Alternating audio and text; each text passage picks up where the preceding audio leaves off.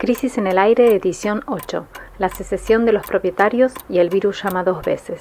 Hoy, en el primer bloque, analizamos por qué la soberanía alimentaria, esa idea campesina, encendió la reacción de los dueños de la tierra.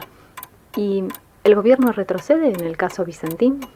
En el segundo bloque, ahondamos en la decisión de la TAM de retirarse del país y en cómo se reorganizará la actividad aerocomercial después de la pandemia.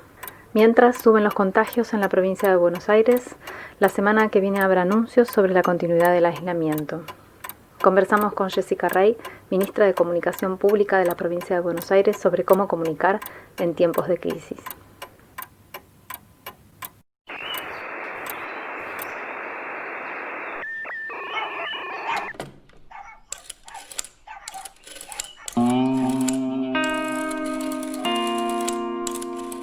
Crisis en el aire.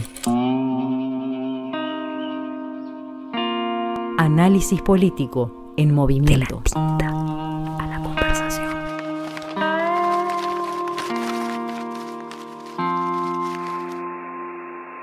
El podcast está al aire.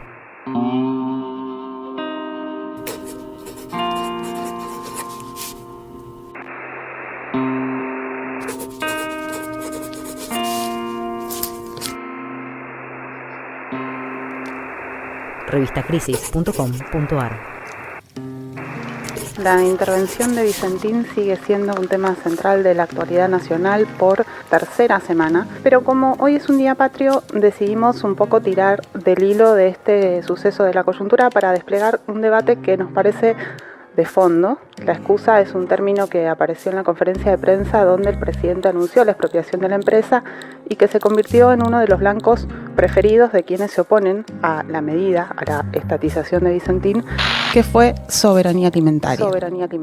Nos preguntamos entonces por qué el gobierno utilizó esta idea para explicar cuál es su intención en este conflicto y por qué los actores del agronegocio y sus voceros reaccionaron con tanta virulencia frente a ese enunciado. Bueno, lo primero que tenemos que saber es que la soberanía alimentaria fue una expresión inventada por el movimiento campesino indígena y entonces lo que hicimos fue preguntarle a una de sus exponentes, Deolinda Carrizo, integrante del movimiento campesino de Santiago del Estero, de qué hablamos cuando hablamos de soberanía alimentaria, y esto nos respondió desde Quimlí en Santiago del Estero.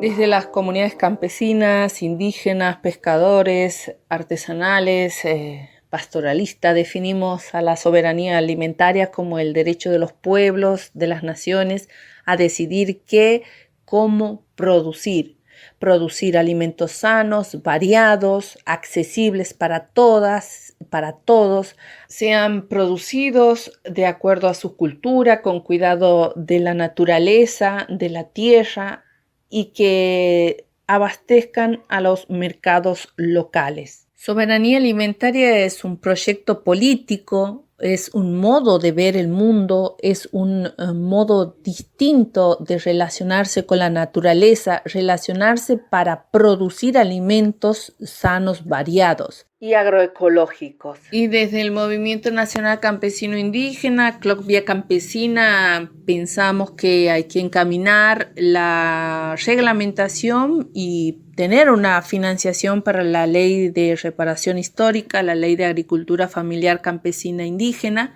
que es un esfuerzo construido con un amplio abanico de organizaciones campesinas, organizaciones sociales y populares del país, y que necesita un empuje para concretar lo que en ella hay. Y en ella contiene el tema del arraigo, el estar en las tierras, trabajar sobre las soluciones de las problemáticas de tenencia de la tierra, el acceso a la tierra para quienes quieran volver a hacer una vuelta al campo para producir alimentos sanos, variados, y en esa vuelta al campo es necesaria que se coloquen no solo la tierra para producir, sino las herramientas necesarias para producir y acompañado con las semillas sanas, variadas. Hay inmensas cantidades de experiencias de semillas nativas que se están multiplicando y reproduciendo, y por supuesto una formación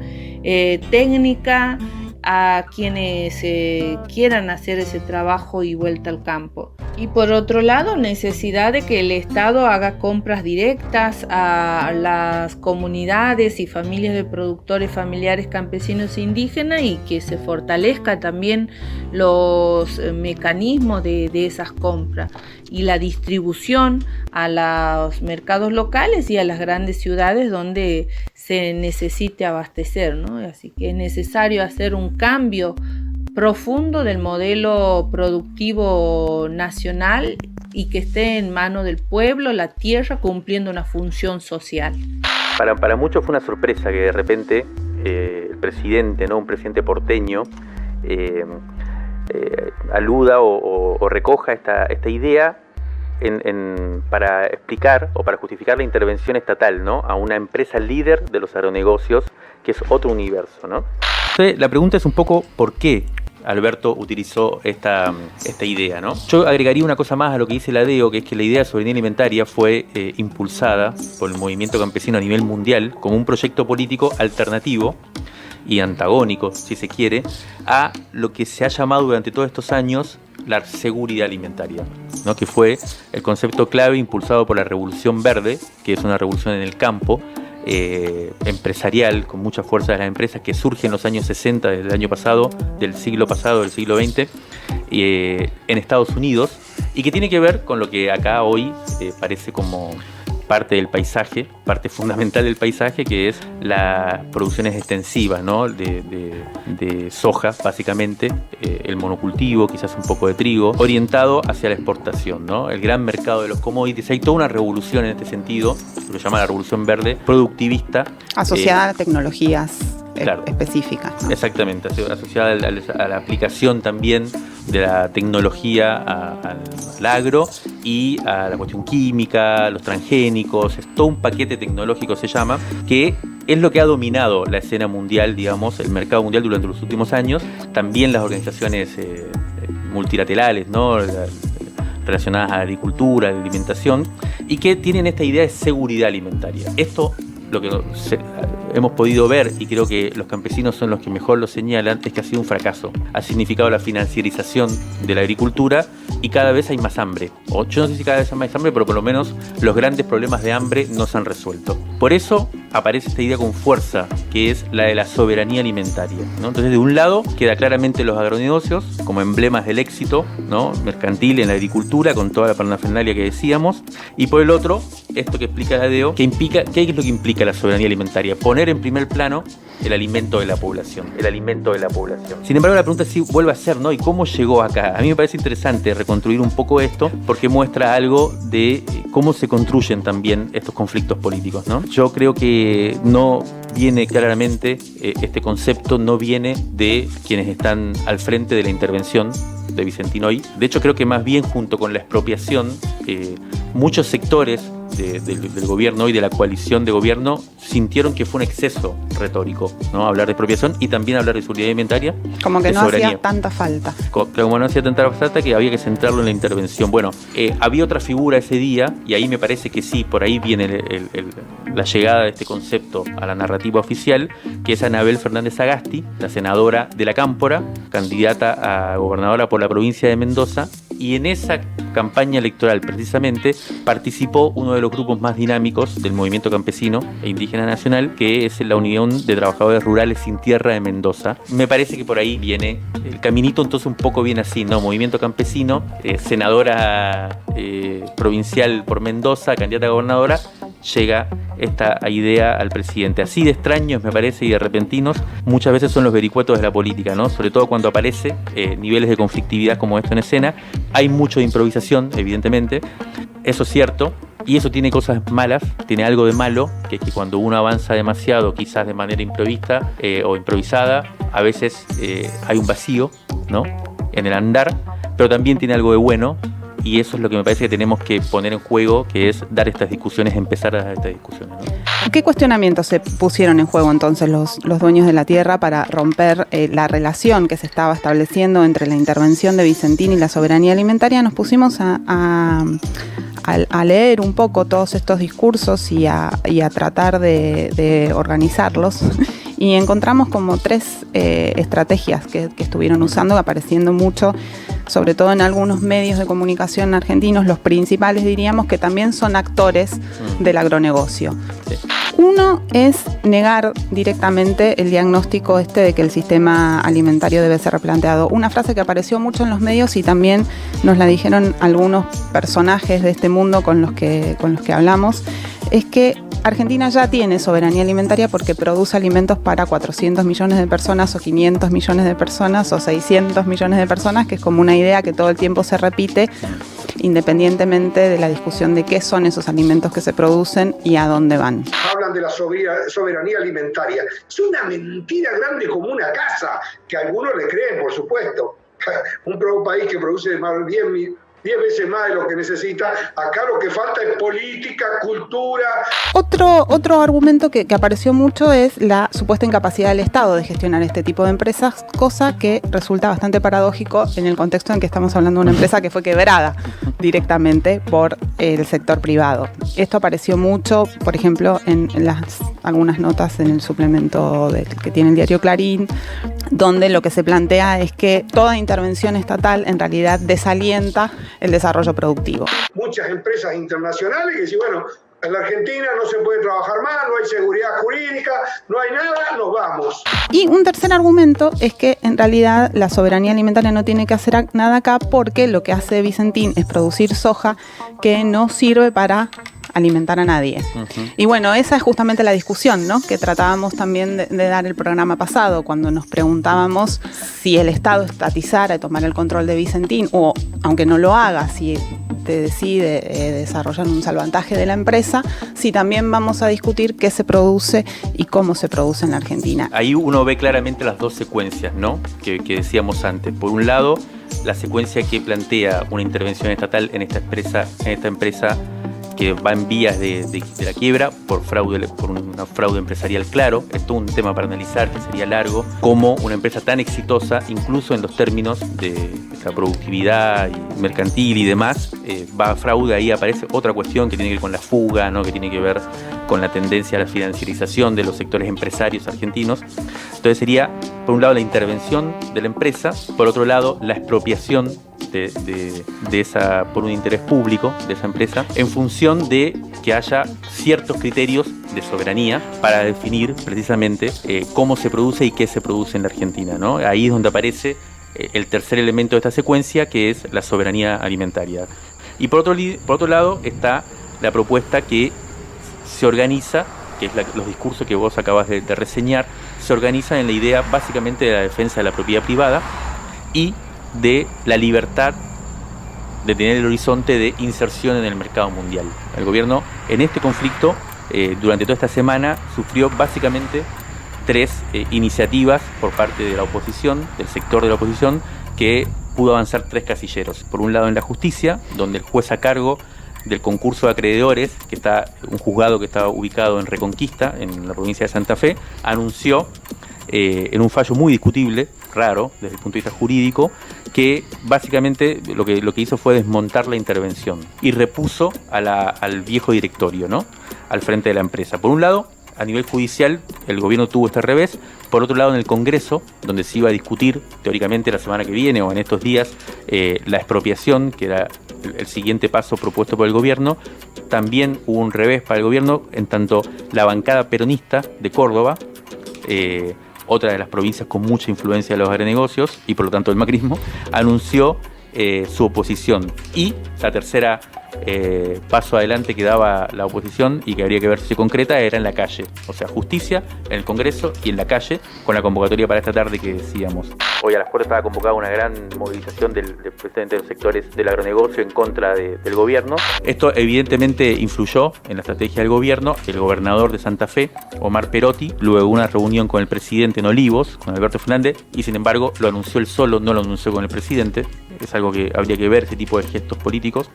Anunció que básicamente se daba marcha atrás con la idea de expropiación, al menos por ahora.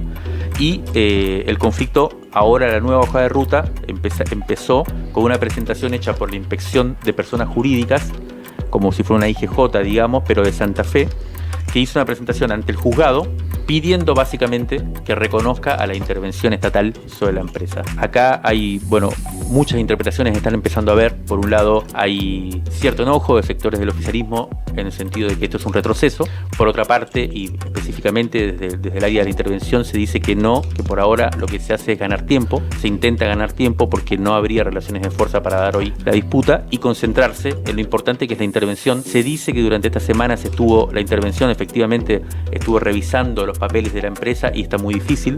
Es una gran caja, un gran área de cajas chinas difíciles de compaginar, por lo cual lo que se dice es que la intervención necesita ganar tiempo para ver qué estrategia real de estatización habría.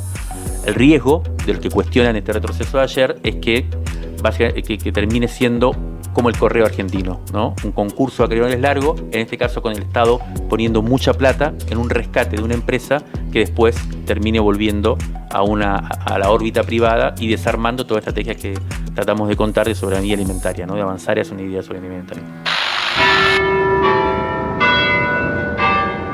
Sepan que hoy van por Vicentín, después van a ir por otras empresas y después van a ir por empresas de campo, como dije, por los medios. Rescate emotivo. Un diamante impreso en una crisis.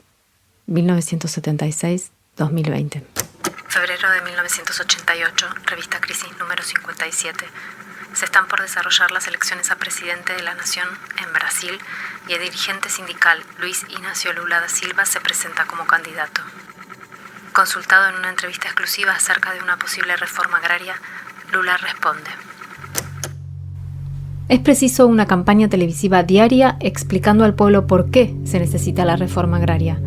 Hay que asociarla a la generación de empleo, al aumento de la productividad, a la disminución del analfabetismo y la prostitución. Mostrarla como un paso hacia un mayor desarrollo para combatir a la derecha que afirma que es un retroceso. No podemos permitir que la Volkswagen tenga la cantidad de tierra que tiene, ni que un latifundista posea una extensión mayor que el estado de Guanabara.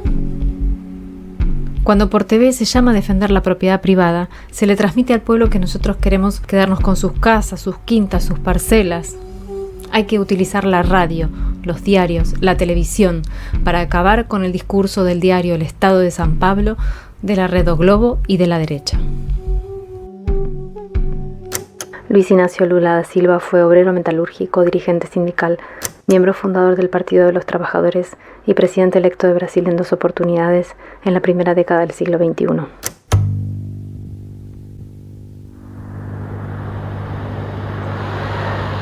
Crisis en el aire. Revista sonora transmedial. El aire está en crisis. Válvulas de papel, aire, podcast y transmisor. Válvulas de papel, aire, podcast y transmisor. Crisis en el aire.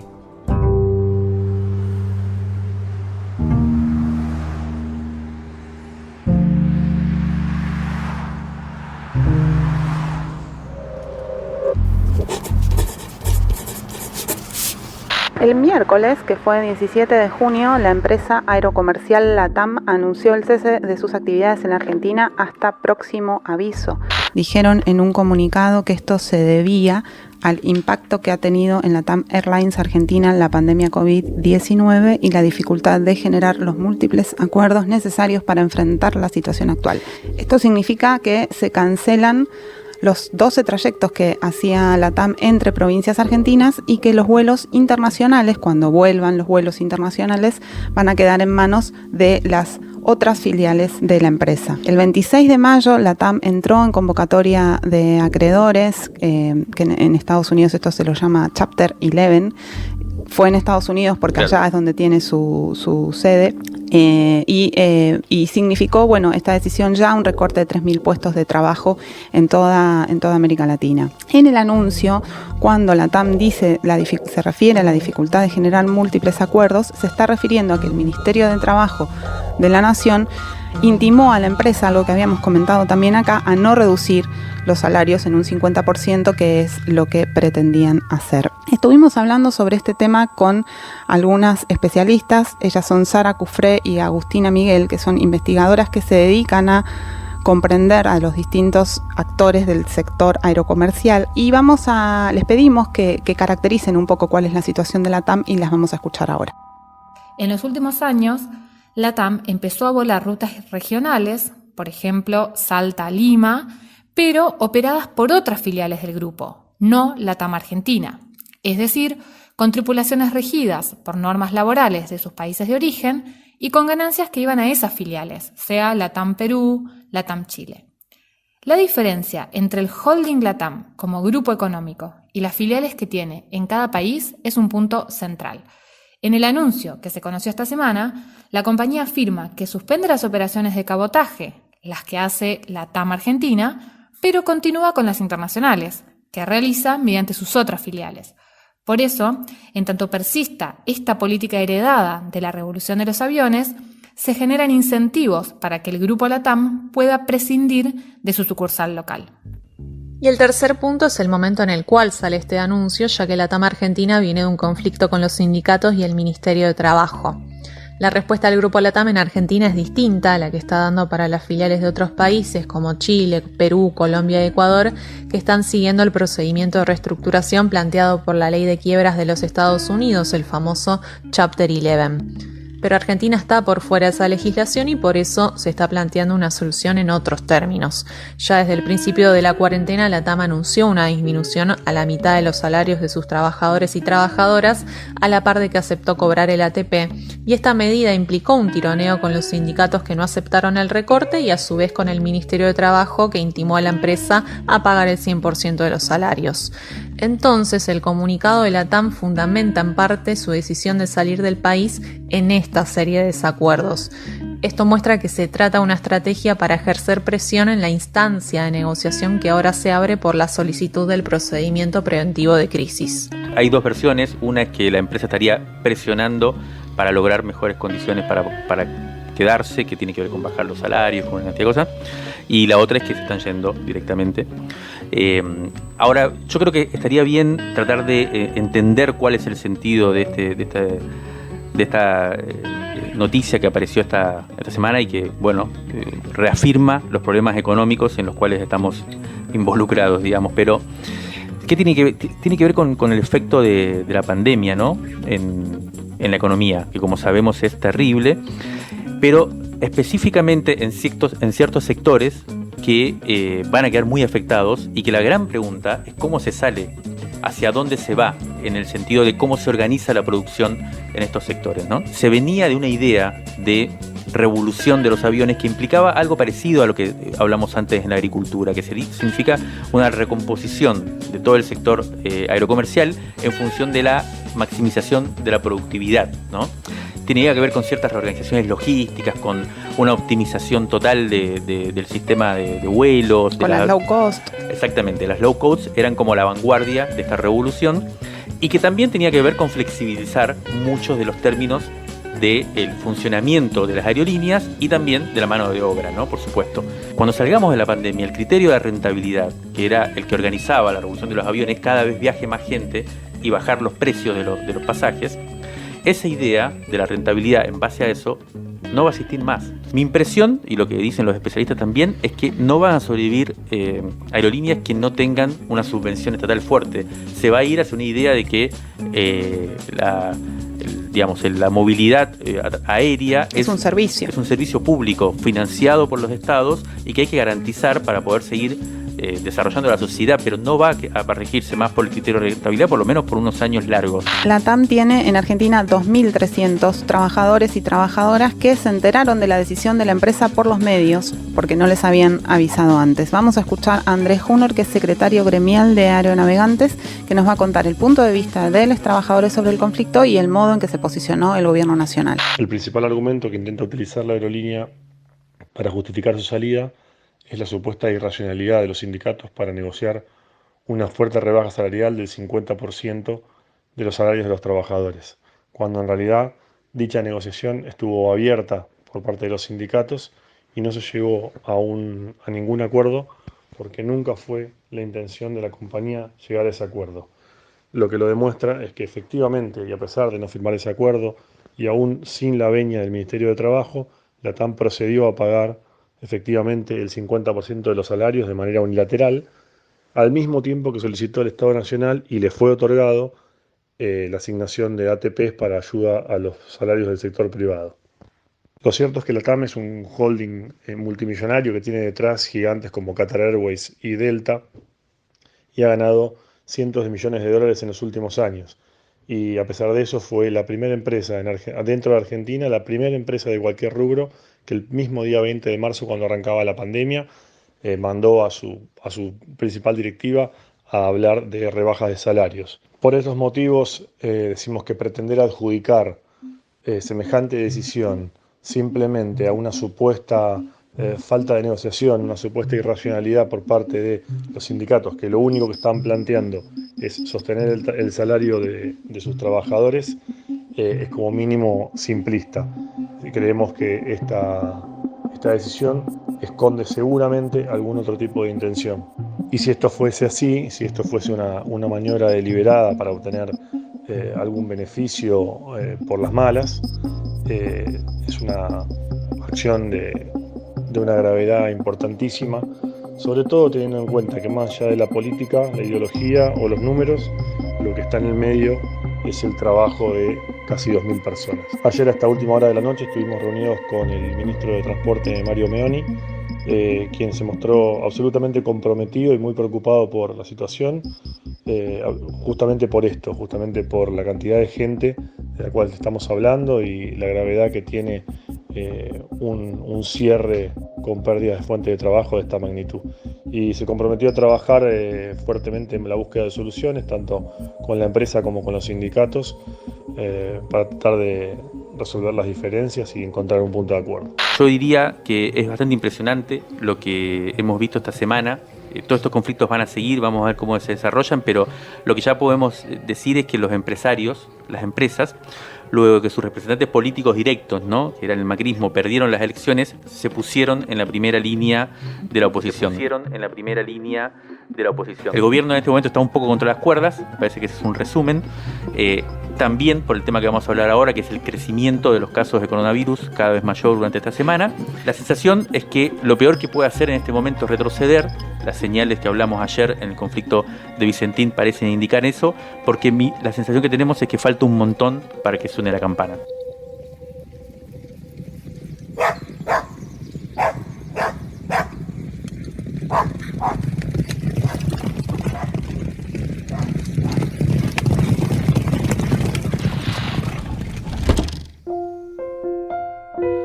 Crisis en el aire.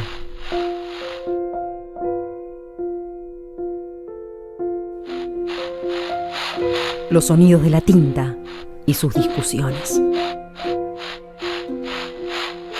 Vamos a hablar de la provincia de Buenos Aires y en particular de lo que llamamos el área metropolitana. Allí es donde la expansión del coronavirus parece estar acercándose a la zona del pico y al temido momento en el que el sistema sanitario puede comenzar a estar en el límite de su capacidad de atención a las personas. También arranca la semana en la que habrá anuncios sobre las condiciones de continuidad de la cuarentena, que es un tira y afloje mediático permanente, porque estamos viendo cómo los mismos actores que frente a los aumentos de los casos acusan al gobierno de la nación y de la provincia del mal manejo de la pandemia, después presionan o agitan los ánimos para que las medidas de aislamiento se levanten. Una buena parte de esta discusión se da en la opinión pública y en los medios. Por eso vamos a conversar con Jessica Rey, que es ministra de Comunicación Pública de la provincia de Buenos Aires. Buen día, Jessica. Jimena Tordini y Mario Santucho estamos acá. ¿Cómo estás? Hola, Jimena. Hola, Mario. ¿Cómo andan? Y feliz Día de la Bandera para todos. Bueno, nos imaginemos que llegaste a asumir tu cargo en el gabinete del gobernador Kicillof con un plan de comunicación que tuvo que cambiar abruptamente, ¿no? ¿Qué es hacer comunicación pública hoy en la provincia de Buenos Aires? La verdad es que no nos habíamos preparado para para comunicar una pandemia. Uno siempre ve cuando estudia, cuando se hace en los posgrados y en los cursos, siempre trabajas comunicación de crisis, pero nunca te preparás para una crisis de esta manera, de esta magnitud. Nos llevó, digamos, un tiempo a adaptarnos a estas nuevas necesidades, pero bueno, estamos trabajando con todos y cada uno de los municipios para que podamos de la mejor manera concientizar a la población de lo que está pasando. Te quería preguntar por lo siguiente, me parece que es el dilema en el que deben estar ahora y está bueno que pensarlo, digamos, y también conversarlo, digamos, que tiene que ver con cómo se comunica el momento en el que estamos, porque digamos, más allá de las dicotomías, ¿no?, que se arman, está claro que para el gobierno, en este caso de la provincia de Buenos Aires, es verdad que hay como cierta tensión entre cuidar a la gente, digamos, a través de la salud y en este caso de la emergencia sanitaria, y también el problema de la economía, ¿no?, y de la parálisis económica. O sea, a nivel de gobierno me imagino que eso debe ser una tensión que se puede plantear de formas dicotómicas o no, pero a nivel comunicación me imagino que el plano que se arma tiene que ver con la contradicción también entre llamar a la gente y concientizar, como decías vos, a cuidarse, a aislarse, a respetar las normas, digamos, de la emergencia, pero también tener en cuenta, de alguna manera, el hartazgo, la ansiedad que hay después de, ¿cuánto? ¿3 meses ya? 3 meses de encierro y que ahora, o de aislamiento, y que ahora se profundiza, ¿no? O se intensifica de vuelta. ¿Cómo lo ves vos? ¿Lo ves como un problema? ¿Es difícil de manejar? Es muy difícil de manejar. Nosotros tratamos de ser lo más explicativos posible y tratamos de ser lo más puntillosos en la explicación, porque muchas veces esa dicotomía que se plantea entre la salud y la economía nos atraviesa de distintas maneras, y la realidad es que nosotros, digamos, el mundo nos muestra ejemplos muy claros de que no existe esa dicotomía, de que no hay economía sin salud. No es la cuarentena la que provoca la situación económica, sino la pandemia precisamente.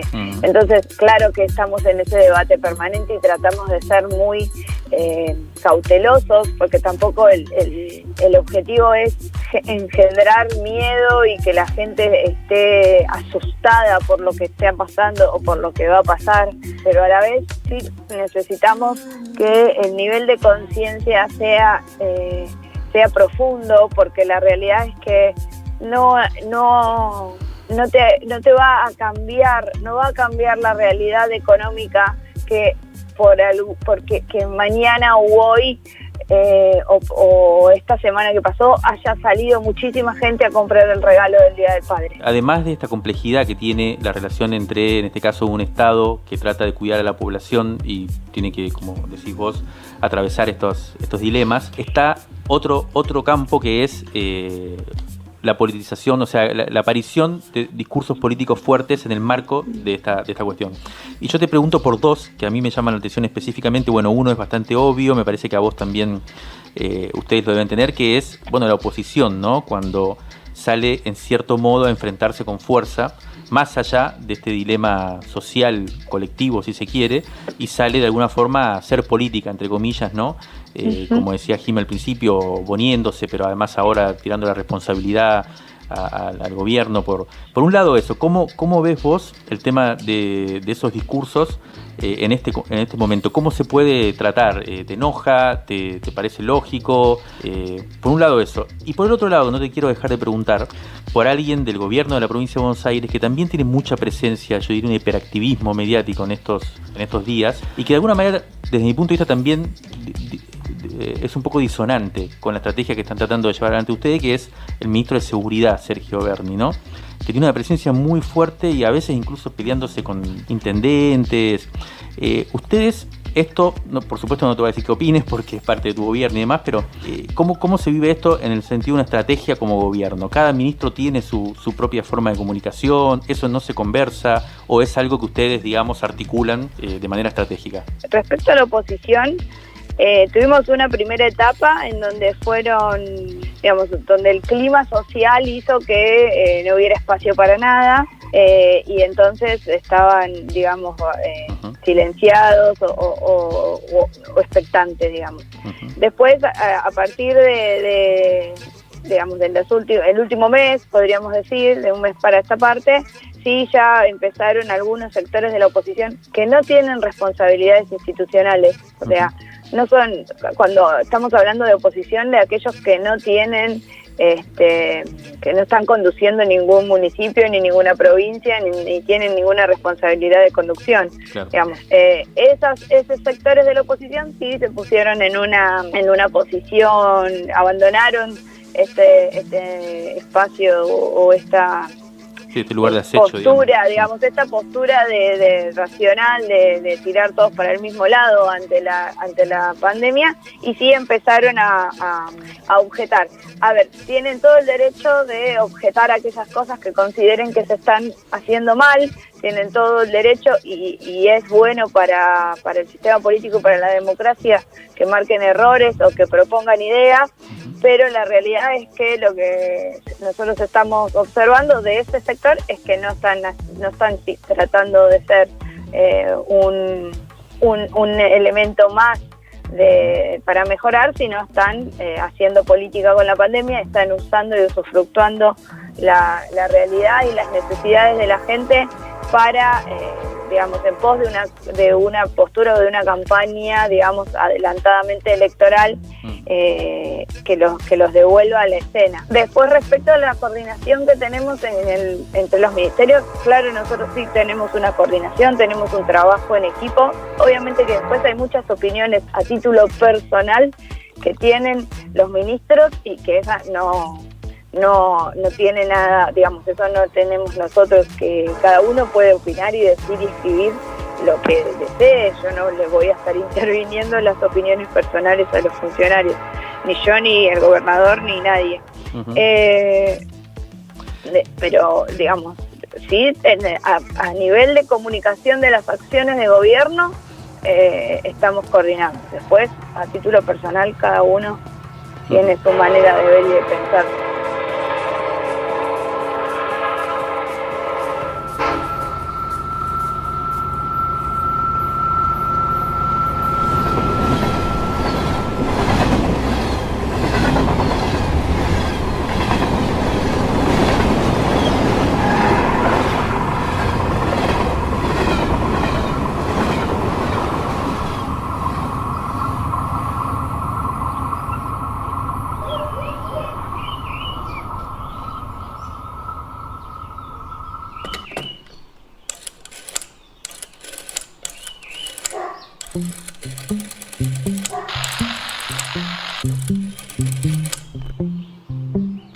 Válvulas de papel, aire, podcast y transmisor.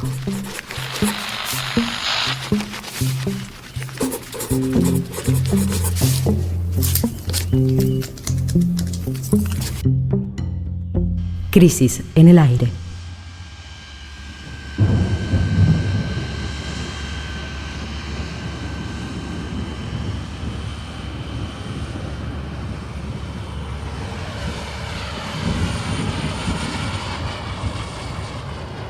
Hola Jime, hola Mario, ¿cómo andan? Soy Juan Pablo Hudson.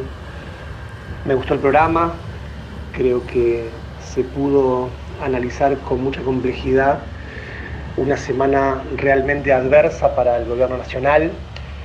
En el caso específico del tratamiento de lo que está ocurriendo hoy en Vicentín también se pudo poner en juego una diversidad de actores que lograron hacer retroceder al gobierno. Hablamos de la justicia, hablamos de las movilizaciones en las calles, por el banderazo que va a haber hoy, pero también por movilizaciones previas y por el rol y el lobby tan fuerte de los medios de comunicación, y finalmente por una falta de voluntad real del gobierno para avanzar con la medida más fuerte, que era la expropiación.